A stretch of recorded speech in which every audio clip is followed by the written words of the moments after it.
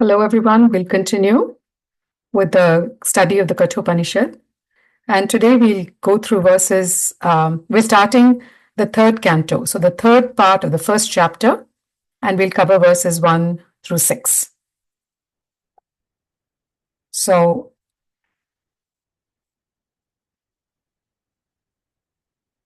these are the references we've used. So the srimatam.com is the one where we, for the most part, taken the word-to-word translation.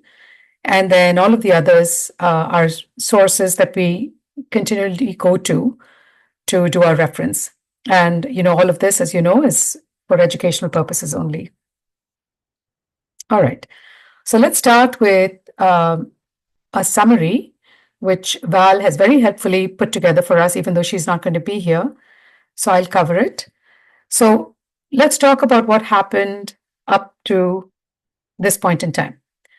So chapter 1, section 1 tells the story of Nachiketa, a 12-year-old, who was curious to know what happens to life after death. He requested Lord Yama to teach that sacred and secret knowledge. Lord Yama tempts him with material wealth, Svargaloka, etc. as a test of whether Nachiketa has the attributes to receive Brahma Vidya. He passes the tests given by Lord Yama by refusing all the boons offered and holds out for that ultimate Brahma Vidya, recognizing that in Lord Yama he has the best guru for Brahma Vidya.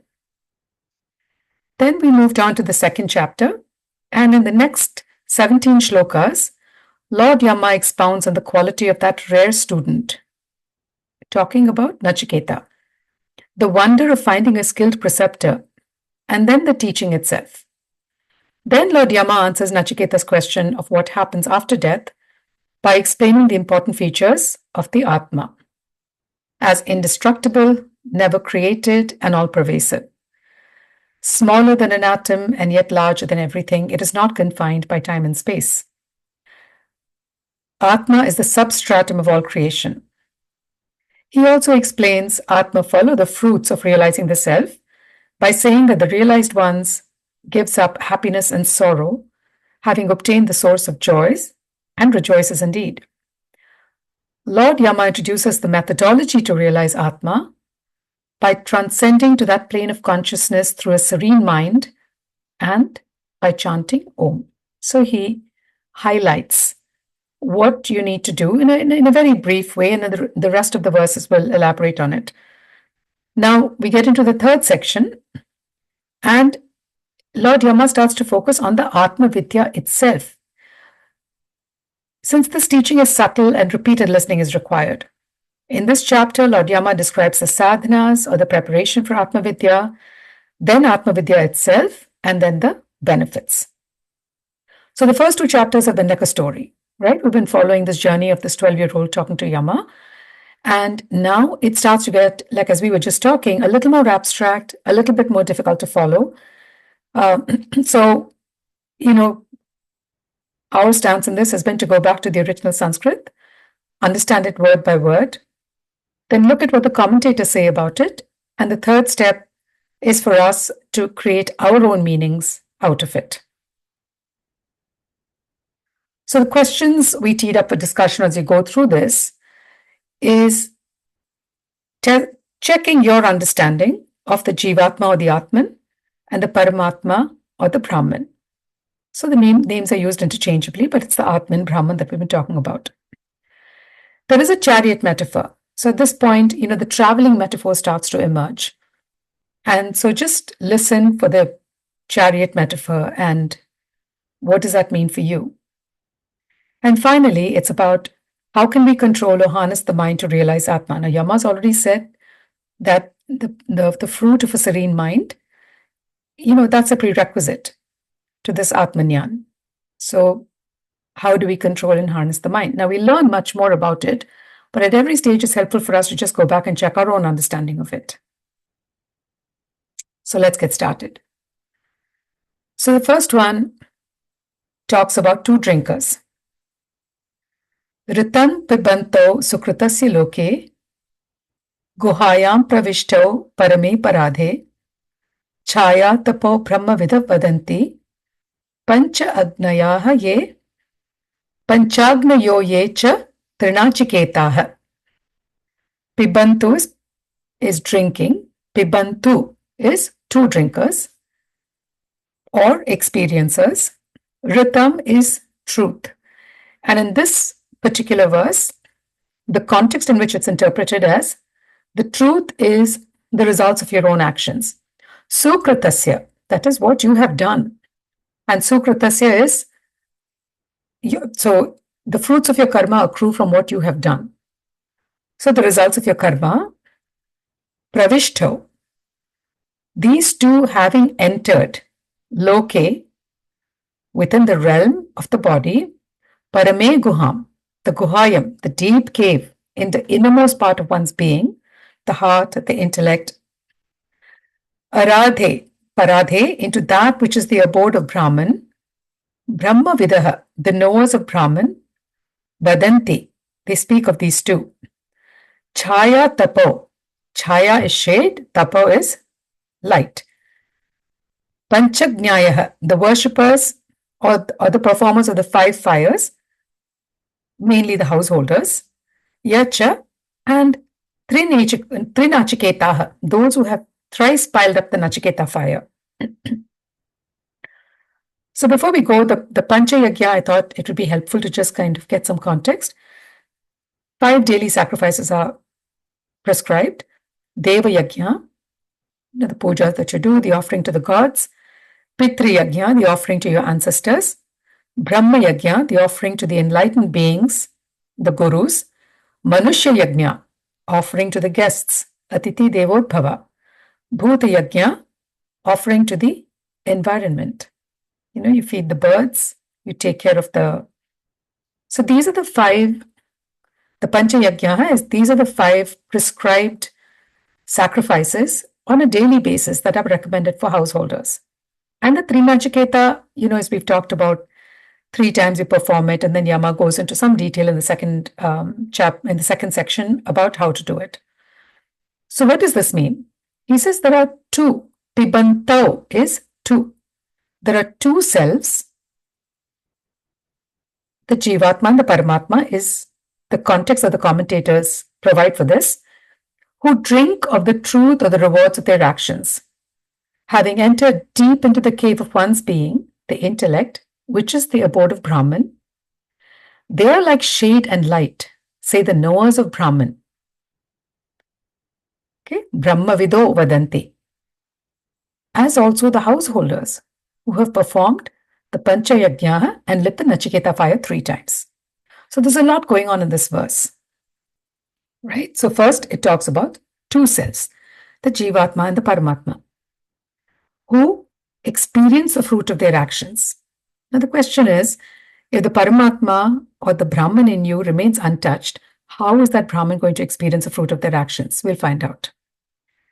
Again, it speaks to the location, saying having entered deep into the heart of one's being, which is the abode of Brahman, you will find it. They are like shade and light. The Jivatma and the Paramatma are like shade and light. Say the theologians, those who know a lot, knowers of Brahman, as also the householders who have performed the Pancha Yajna and lit the Nachiketa fire 3 times. So in this context, let's go back to the first one, right? 2, drinking, Jivatma and the Paramatma. And in this context, let's talk about this story from the Mundaka Upanishad that many of you may have seen. The story says that 2 birds sat on a tree, one on the upper branch, serene, divine, majestic, the other at a lower branch, restlessly pecking fruits, sometimes sweet, sometimes bitter. Every time the restless bird ate a bitter fruit, it climbed 1 branch up. This occurred a number of times, and eventually the bird reached the topmost branch and it learned that there was only 1 bird in that tree. So this is a metaphor for the ego-driven jiva experiencing the fruits. Some things you try are bitter, some things are sweet, and it gets restless. But every time it eats a bitter fruit, it goes up 1 level. it lets go of some things, learns a lesson, goes up one level until he gets all the way to the top and realizes that really it's not two birds, it's the same bird. It's the divine self of the bird that he finds on the top shelf. So the metaphor of fruits in the story refer to karma. The restless bird denotes a human soul, the majestic one, the absolute or the Paramatma. When the Jivatma becomes distracted by the fruits, it momentarily forgets its true nature and tries to enjoy the fruit independently. It forgets that its true self. It thinks it is the enjoyer of this universe. This separating forgetfulness is Mahamaya and is responsible for the fall of the Jiva into the world of material birth, death, disease, and old age. The second bird is the Paramatman, an aspect of God who accompanies every living being in the heart while remaining untouched in the material world. He is the support of all beings and is beyond sensual pleasure. So this story at this stage points out to who are the two. Pibanto, two people are drinking. Pibanti would be one. So who are these two? The Jivatma and the Paramatma, which actually are it's the same. But because the Jivatma forgets its own divinity and starts to identify and describe itself by everything that's going on in the world, there is this apparent duality or this contradiction. Okay, next question. If that Paramatma or the divine majestic bird remains untouched, why does this verse say both of them are affected by the fruits of the karma, or they reap the rewards of the karma? And here is where I pulled together all the commentaries that I could find, because it's a valid question. If the self is only a witness, how do the fruits of karma accrued by the jiva affect it? Shankara uses the analogy of the Chhatri Nyaya. That is, when two men walk under an umbrella, we say, there go the umbrella bearers. Only one of them is carrying the umbrella, right? So it is this, this effect where you paint everybody by the same brush and you say, oh, they're all like that. This is Chhatri Nyaya. One of the two men is carrying an umbrella, but you say, oh, there go the umbrella bearers. So in Shankara says, even though the jiva is the one experiencing everything, because the Paramatma is in the Jivatma and it is a part of it, it is also tainted, or it is also perceived as being subject to the same karma, because it's the Jiva that is experiencing this karma, living through it, and the silent witness inside just goes along with it, right? So it's painted by the same brush. Let's look at Ramanuja's commentary. He says there are two drinking. Shows that as the object of devout meditation, the upasya, and the meditator, the upasaka. So what you're meditating on and who is meditating, they both abide together. Success in meditation is easily achieved. This verse teaches that meditation on the inner self leads to the knowledge of the Supreme. Meditating on Jivatman leads to Paramatman, because the latter dwells in close fellowship with the individual self in the cave of human intelligence. So this is how Ramanuja interprets this duality that this verse refers to. To say, you get there, it's the same, you focus on the Jivatma, meditate, and you will realize the Paramatma, because the Paramatma dwells within you. Madhvacharya is more to the point when he quotes Brihat Samhita and he says, the Lord Hari dwells in the heart of beings and accepts the pure pleasure arising from their good works. The Supreme in its cosmic aspect is subject to the chances and changes of time. Ishvara, as distinct from Brahman, participates in the processes of the world. Madhva finds support in this verse for his doctrine of the absolute separativeness of the individual and the universal self. Now remember, the Madhvacharya believes in the complete duality. Ramanuja and Shankara believe that they both are the same. Ramanuja is Vishishtadvaita, as we've talked about it. Whereas Madhva says, no, the Ishvara within you enjoys the fruits of the labor. The Brahman is different. So this is Madhva's interpretation of it. And after the session, when we get into the question and answers, let us make sense of it. Okay, so what is the meaning we derive from it? You've got this verse, very cryptic, as all these aphorisms are, talking about both the Jivatma and the Paramatma being affected, and you've got three different perspectives. One of them, Shankara says, yeah, it's all Paramatma is same the same as Jivatma, subject to the same experiences because of this Kshatriya. Ramanuja talks of it as the way to one is by meditating on the Jivatma. And then Madhva says, no, it's the Ishvara within you. Brahman is separate. Okay?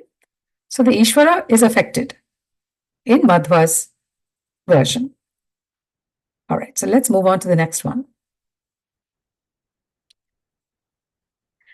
Yah setur ijananam aksharam brahma yat param abhayam titir param nachiketam shake mahi. Yah, which, setu means bridge, ijananam, that is those who sacrifice, yat, that is, aksharam is the imperishable, param brahma, the supreme self or reality, titir that is those who wish to cross this bridge, abhayam, to the fearless, param is the far shore, nachiketam, nachiketa vidya, shake mahi, may we master. So the meaning is, may we master the Nachiketa fire, which is the bridge to reach heaven for the performers of sacrifices. Now remember, this is the second boon, right? The Nachiketa fire is to just cross over where there is no more fear. And we can also resort to that supreme, imperishable, fearless Brahman, which is the bridge for those who want to reach that other shore of samsara. So two paths. One for the karma upasakas that says, I just want to overcome the fear of death. I want to reach heaven. I want to experience all the pleasures of the world without the pain. Svargaloka. So that is one bridge. And then the karma jnanis. It says, no, that is not enough. I need to actually cross the bridge and transcend this constant cycle of birth and death. So two distinct paths for two distinct seekers. So the next three verses we're going to talk about, we thought it might be helpful to remind ourselves of a metaphor that most of us are probably familiar with. This from the Bhagavad Gita. Many of you would have seen this, and we've talked about this analogy in the past of the chariot. Your body is the chariot. The passenger in this case is the soul. The reins are provided by the mind. If you control the mind, you can control these. The five horses are the five senses: sight, hearing, taste, touch, and smell. The intellect is the charioteer. And Krishna is that witness or the super soul, the Paramatma within you. So this is the metaphor that is described in the next three verses. So it talks about just what I described, so I won't go through the first paragraph again. So who's driving the chariot? Usually the reins, the mind, the reins are flapping around freely without proper inner guidance and not giving instruction to the horses. Where the horses are the senses, right? Hence, they wander freely down any road they feel like in response to their past memories. The chariot body takes a beating. The senses, the horses, get tired. The reins or the mind gets worn. And the charioteer or your intelligence gets lazy. The passenger is completely ignored. Who's the passenger? Your Atman. The solution to the problem is to retrain the charioteer or the intelligence to pick up the reins of the mind and start giving direction to the horses or the senses. This training is called sadhana or spiritual practice. Beautifully described, right? If your chariot is controlled by a wayward mind, a mind that's wandering everywhere, it has no control over the reins. The reins are also just going to be flapping and the horses are going to be running wild. So how do you retrain this? You start with the intelligence. So retraining your intellect, retraining your intelligence is what sadhana is all about. That's your spiritual practice. It means training all of the levels of ourselves so that we might experience the still, silent, eternal center, allowing the charioteer to serve the passenger. As the charioteer becomes more stabilized in being back on the job, there is an ever-increasing awareness of the fact the entire purpose of the chariot, the horses, the reins, and the charioteer are to serve as instruments for the passenger or the true self. So what happens in our case is, and the verses will go through it, it describes what happens when the mind is not trained, when there's nothing, when the senses, you're in pursuit of sensory pleasures, you're seeking sensual gratification, looking to the outside world, because the mind is like that, it's not providing the control. And so you're not really serving. And the ultimate realization that this entire human existence and everything that you have is in service of that inner Atman. So with that context, the next 3 verses don't need a whole lot of explanation. This is exactly what these 3 verses say. It says, Atmanam rathinam vidhi, shariram ratham evatu, buddhim tu saradim vidhi, mana pragraham evacha. Manaha pragraham evacha. Vidhi is to know that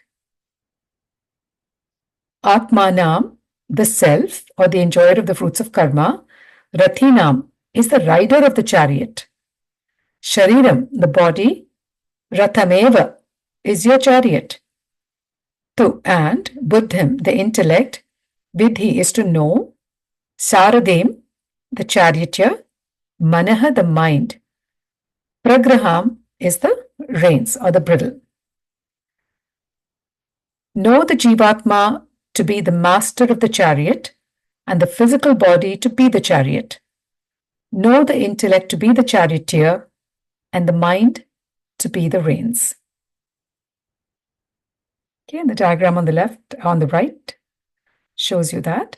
Let's cover the next one also. It's very related. It continues with a metaphor. Indriyani hayanahu vishayan teshu gocharan atma indriya mana yuktam bhokta ityahu manishinaha. Indriyani. Now it's talking about the horses, the senses. Ahu, they say. Hayan, the horse.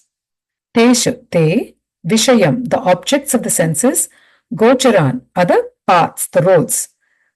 Atma indriya mano yuktam. Atma, the self associated with the body. That is this self that is connected to these 5 senses, and the mind is the 6th. Instrument of perception. Bhokta is the enjoyer. Iti, thus, ahu, it is said.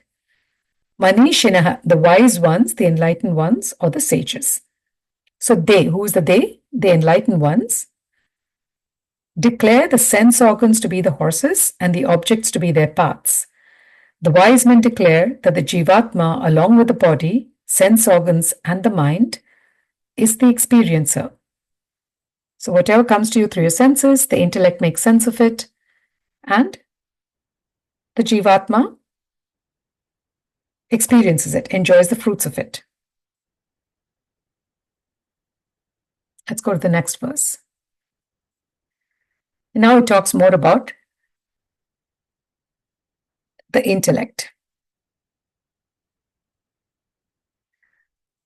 Yahatu avijanavan bhavati, avijnanavan bhavati, ayuktena manasa sada, tasya indriyani avashyani, dushta ashvaha iva saradeha. It's what we talked about earlier. Yahatu, but that intellect, bhavati, becoming, avijnanavan. Avijnanam, jnanam, avijnanam. That is, it has no wisdom. It has no insight or discrimination. Sada, being always, ayuktena manasa, with a mind that is uncontrolled, indisciplined. Tasya, his indriyani, the senses, avashyani, is uncontrollable, like the Dushta Ashva Iva, like a Dushta, like a unruly horse, Saradeha of the charioteer. The senses of one who has no insight, who has no discrimination, whose mind is always unrestrained, are out of control as unruly horses are for a charioteer. So here it talks about the effect of the senses when the mind is unrestrained. When the mind is uncontrolled, he says their senses are out of control. It's like if the mind is the one holding the reins and the mind is all over the place, that's, horses are incredibly sensitive, and that's where the horses are. That's how your senses are. It's all over the place. And this next one,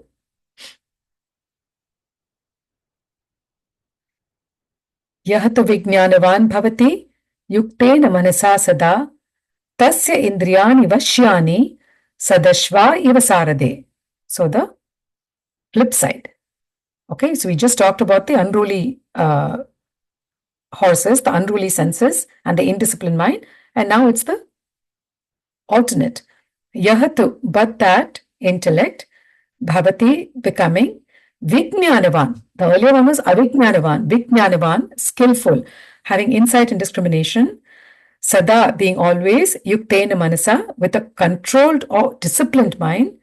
Tasya, his indriyani, the senses. Vashyani is controlled. Sat ashva iva, like well-behaved horses. Saradeha, of the charioteer. One who has insight, whose mind is always restrained, his senses are under control, as good horses are for a charioteer. So 3.5 and 3.6 are just the flip side of each other. All right. So just to summarize, what we've talked about in the very first one is the metaphor of two drinkers. We talked about those two drinkers, who they might be.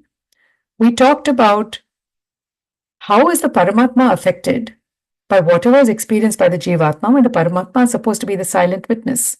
We went through a few commentaries on that. Right? Then next we talked about the bridge, two different bridges. One, just to overcome the fear of death and to enjoy the fruits. And the other one is to cross the samsara sagara.